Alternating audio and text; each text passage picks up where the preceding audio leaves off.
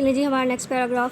غرض اس جذبے کے تحت وہ عورت معصوم گل سے غلاموں جیسا سلوک کرنے لگی اور اس خوف سے کہ کہیں صنوبر اپنے بھائی کو تلاش کرتی ہوئی اس کے گھر نہ پہنچ جائے وہ اس حویلی کو چھوڑ کر ایک اور گاؤں میں رہنے لگی اور گل کو اپنے ہمراہ لے گئی. جی وہ اب اس عورت نے گل کو اپنے پاس غلام بنا کر رکھ لیا اور اس کو اس بات کا بھی ڈر تھا کہ صنوبر اپنے بھائی کو ڈھونڈتے ہوئے میرے گھر نہ پہنچ جائے. تو اس نے کیا کیا، حویلی کو چھوڑ دیا اور اپنے کسی ایک گاؤں میں رہنے لگی.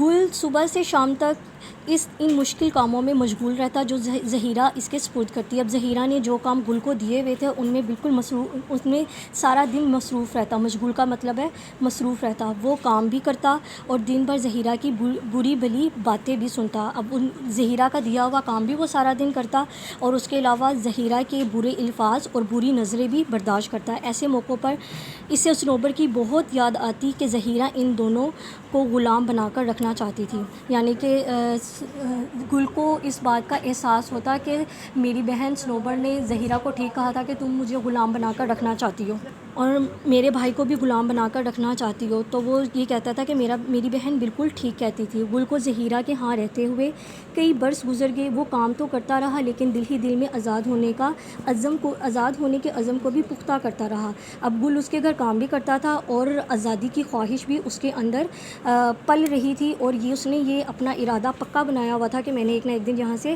آزاد ہو کر رہنا ہے. صنوبر کے بارے میں اسے یقین ہو گیا تھا کہ اب وہ زندہ نہیں ہے. یعنی اس کو اپنے بہن کے بارے میں اس کو 100% یہ بات شورٹی تھی کہ ہاں میری بہن اب زندہ نہیں رہی ہوگی. انسان کا دل بھی عجیب چیز ہے. یکا یک زہیرہ کا یہ حال ہو گیا. یکا یک کا مطلب ایک دم سے، اچانک سے اسے صنوبر کی یاد رہ کر ستانے لگی. یعنی صنوبر کی یاد اس طرح سے ستانے لگی کہ اس نے اپنی ایک بہن کو اس کے پیارے بھائی سے الگ کر دیا اور اس نے یہ ظلم کیا. اس طرح کی یادیں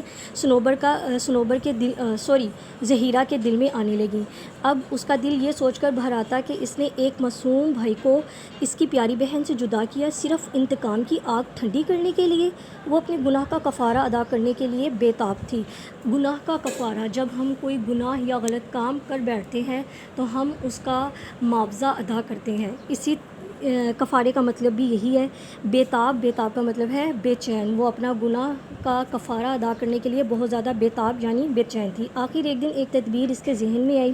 اس نے گل کو اپنے پاس بلا کر پیار سے گلے لگا لیا اور کہا کہ آج سے تم آزاد ہو، جہاں چاہو جا سکتے ہو. یعنی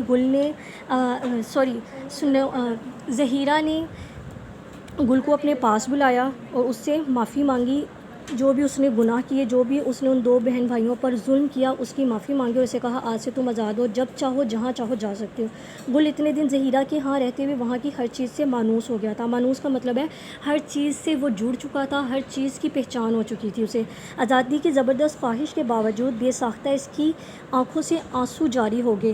جب اس کو پتہ لگا کہ اب میں آزاد ہو گیا ہوں لیکن پھر بھی اس کی آنکھوں سے ایک دم سے فوراً سے آنسو نکلنے لگے. پھر ذرا ٹھہر کر اس نے کہا بیگم صاحبہ، اگر آپ مجھے آزاد نہ کرتی تو میں نے عزم کر رکھا تھا. عزم کا مطلب یعنی ارادہ بنا رکھا تھا کہ ایک نہ ایک دن آزادی حاصل کر کے رہوں گا. لیکن عین ممکن تھا کہ اس کوشش میں آپ کو کوئی نقصان بھی پہنچا دیتا. یعنی کہ گل نے زہیرہ کو کہا کہ اگر آپ مجھے آزاد نہ بھی کرتی اور مجھ سے معافی نہ بھی مانگتی تو میں نے ایک نہ ایک دن یہاں سے فرار ہو جانا تھا، آزاد ہو جانا تھا. اور میں نے اس بات کا بھی ارادہ کیا ہوا تھا کہ جاتے ہوئے آپ کو کوئی بڑا نقصان پہنچا کر جاؤں. بہرحال اس وقت شام ہو رہی ہے، مجھے اجازت دیجیے کہ رات یہاں گزار لوں اور صبح ہوتے ہی یہاں سے چلا جاؤں. زہیرہ نے کہا جب تک تمہارا دل چاہے یہاں رہ سکتے ہو.